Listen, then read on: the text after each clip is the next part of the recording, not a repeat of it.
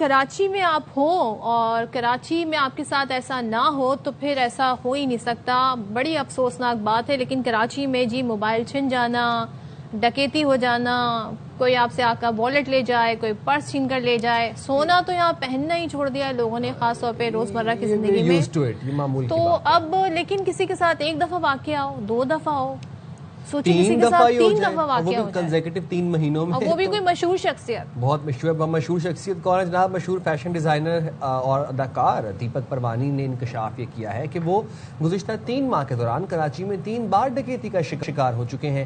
اور انہوں نے یہ بھی کہا کہ اس دوران ان سے اسلحے کے زور پر گاڑی, موٹر سائیکل اور نقدی چھین لی گئی.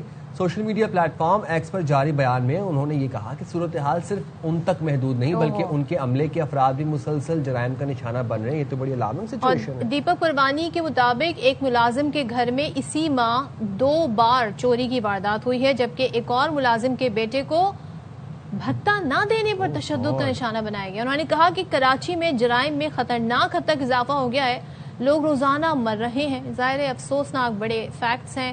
کچھ روز قبل آئی جی سندھ جاوید اعلی موڈھو نے کراچی کو جرائم کی شرح کے لحاظ سے لندن اور نیو یارک سے بہتر قرار دیا تھا. ظاہر ہے اس بات پر وہ سوال ہی اٹھا رہے ہیں دیپک پروانی صاحب کہ بھائی کہاں ہے وہ معیار جو آپ لندن اور نیو یارک کو دے رہے ہیں. ویسے لندن میں بہت موبائل چھنتے ہیں لیکن یہاں پر تو لوگوں کو مار بھی دیا جاتا ہے. بڑی افسوسناک خبر ہے.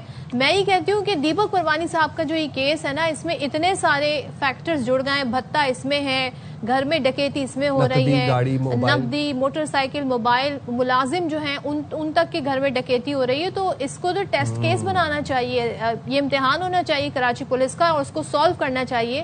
سوچے 3 مہینے میں 3 بار, ہر مہینے میں ان سے اور آپ کے امپلائیز کے گھروں کے اندر بھی ڈکیتیاں ہو رہی ہیں 2 بار, اور پھر ان سے بھتے بھی لیے جا رہے ہیں. اچھا, اور دوسرا یہ جو ایک لاجیکل سا ایک کمپیریزن ہے نا کہ کراچی کا کمپیریزن کبھی لندن سے, کبھی نیو یارک سے, کبھی پیرس سے. پیرس کہاں, کون سا پیرس ہے ذرا مجھے بتا دیں. میرے خیال سے وہ جتنے ایریا میں جو کہتے ہیں نا انہوں نے اتنا ایریا شاید پکا کر کے اس کو پیرس یا لندن یا نیو یارک بنایا ہے. ہم میں تو ایسا کچھ نظر نہیں آتا.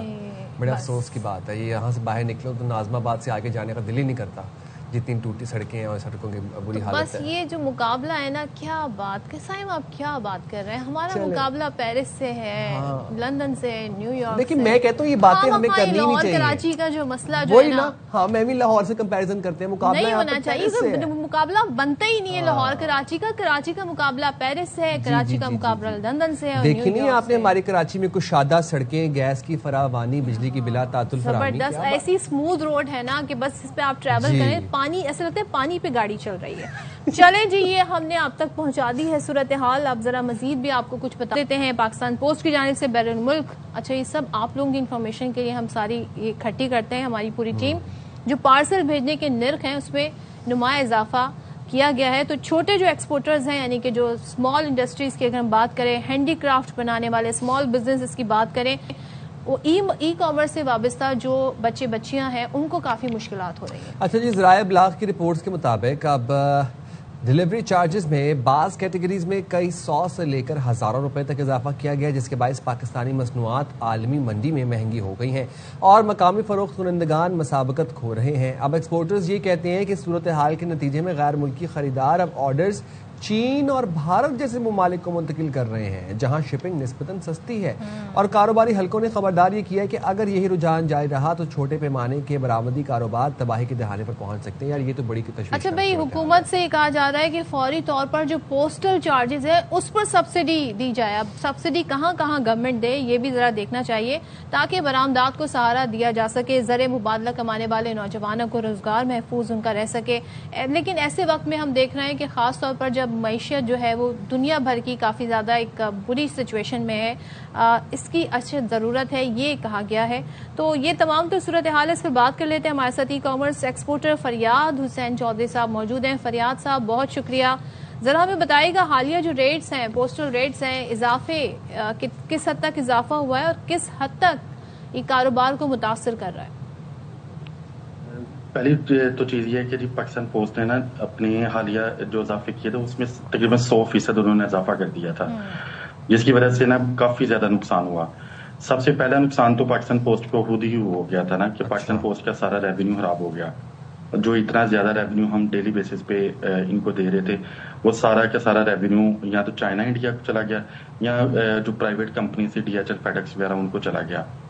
دوسرا جو نقصان ہوا وہ جی ہم جیسے جو سیلرس ہیں نا کہ جو سیالکوٹ سے یا پاکستان سے آئٹمس کو بیرون ملک شپ کرتے تھے USA جیسے کنٹری میں زیادہ شپ کرتے تھے تو ان کو ہوا کہ جی ان کی جو چھوٹی آئٹمس تھی جیسے کہ جو سیزرز ہیں بیلٹس ہیں ویلٹس ہیں یا فٹ بالز ہیں یا اس طرح کی اور بھی بے شمار پورے پاکستان سے آئٹمس تھیں جو کہ ½ kg یا 1 kg کے اندر جاتی تھی اب وہ جانا بند ہو گئی. اچھا دوسرا نقصان یہ ہوا کہ جی جو میکر سے جو چھوٹی آئٹمس کی پروڈکشن کرتے تھے وہ ان کے کارخانے بند ہو گئے. بہت سارے میکرز کو میں جانتا ہوں کہ جو ہم جیسے سیلرز کو اپنی چھوٹی آئٹمس پرووائڈ کرتے تھے تو اب وہ پروڈکشن نہیں کر رہے اپنی یا ان کی پروڈکشن بہت تھوڑی ہو چکی ہے کیونکہ وہ ای کامرس سیلرز اب اپنا مال ایکسپورٹ ہی نہیں کر پا رہے تو ان کو کیسے ہوگا.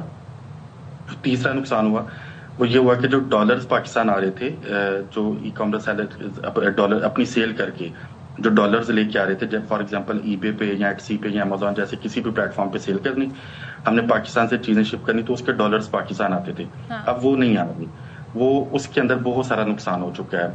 تو اسی طرح کے اور بھی اب مسئلہ یہ آیا کہ یہ جو اب یہ USA میں بائر تو موجود ہے بائر تو گیا ہی نہیں کہیں بھی تو بائر کو وہ آئٹم تو چاہیے ہی چاہیے تو وہ بائر وہ کیا کہہ رہا ہے کہ بائر اپنی آئٹمس کو چائنا سے لیتا ہے یا انڈیا سے لیتا ہے کیونکہ چائنا اپنی چائنا پوسٹ کے اوپر سبسڈی دیتا ہے اور بہت زیادہ سستی شپنگ ہے تو اسی طرح انڈیا بھی اپنی انڈیا پوسٹ کے اوپر سبسڈی دیتا ہے اور شپنگ بہت زیادہ سستی ہے.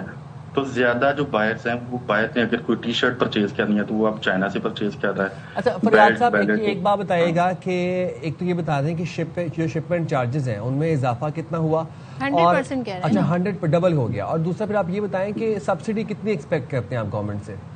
اچھا پہلے اس میں یہ تھا کہ جی جو ½ kg کا پارسل تھا وہ $2800 میں جاتا تھا مطلب کہ $10 میں ٹھیک ہے. اب وہی پارسل $5600 میں جا رہا ہے مطلب تقریباً کوئی $20 میں.